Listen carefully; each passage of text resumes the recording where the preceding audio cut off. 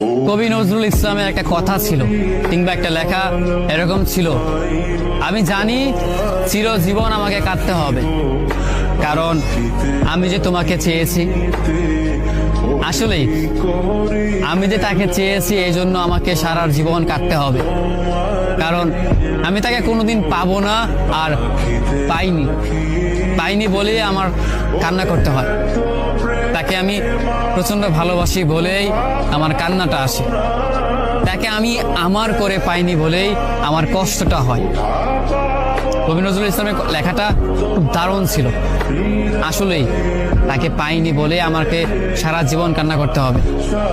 যদি সে আমার এই ভালোবাসাটা বুঝতো, আমার এই অসীম ভালোবাসাটা বুঝে আমাকে একটু বলতো যে আমি অন্যদের মতো কখনোই তোমাকে ছেড়ে যাব না, তাহলে বিশ্বাস করুন পৃথিবীতে হয়তো আমার চাইতে সুখী মানুষ আর কেউ হতে পারতো না।